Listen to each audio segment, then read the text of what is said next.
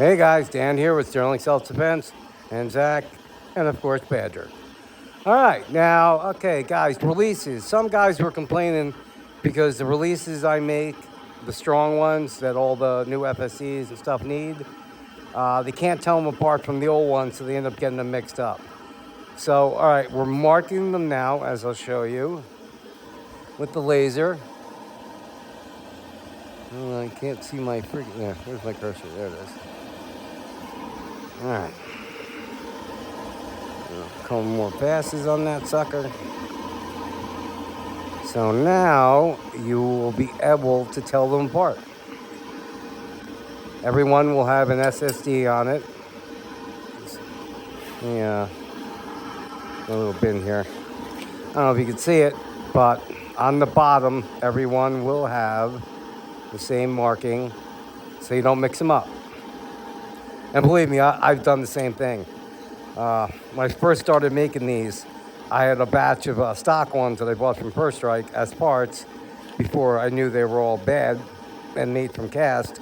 And I got them mixed in with my new ones. I had to throw them all out. Because there's only one way to tell the difference between mine and the First Strike stock ones. They got to hit them with a hammer, and if they break, they're the First Strike ones. If they don't, they're mine. The downside of that, if you hit it with a hammer, you're going to fuck it up. So now you know for sure, SSD on there. And you know it's not one of those Chinese copy guys that are copying all my shit. That just take my parts, send them down to China, and get them made for pennies. You know, they don't go out and spend $3,000 on a laser just to freaking print on them, or all the money I spent making these. But that's what those traders do nowadays. It used to be China. They'd take popular American parts, they'd clone them and sell them for half price. Now we got Americans doing it, freaking traders, just trying to destroy American companies, taking their products, sending them down to China, like that AR Tactical scumbag, took Grimberg Jewels, even the name, sent it down to China, got them made for a penny a piece, and he's selling them for $1. So he's making 100 times profit on those, which is just unbelievable. And he copied all my parts too. All right, over here I'm working on the rails. These are going to be the rails for the new, the TRP and the new FSC XP. The rail on the bottom of the new compensators, which I will show you over here.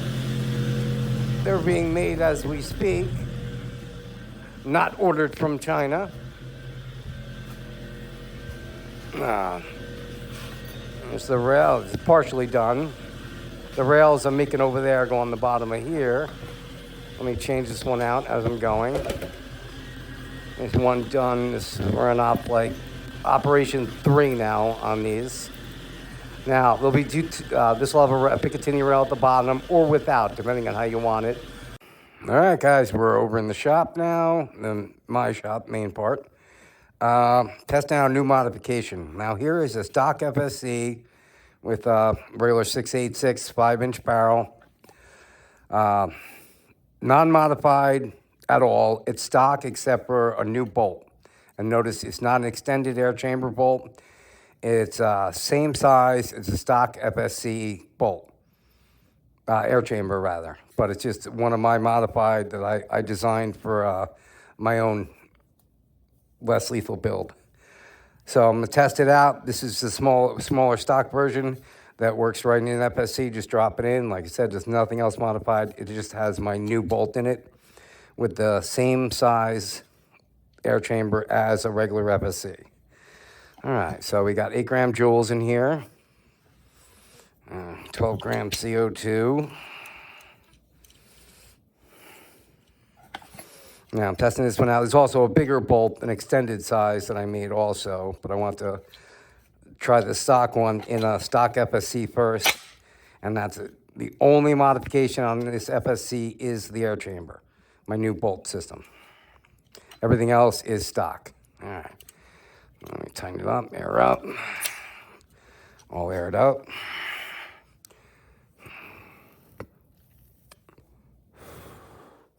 So regular stock FSC, and this is turned up quarterback, regular stock FSC with the regular their air chamber in it.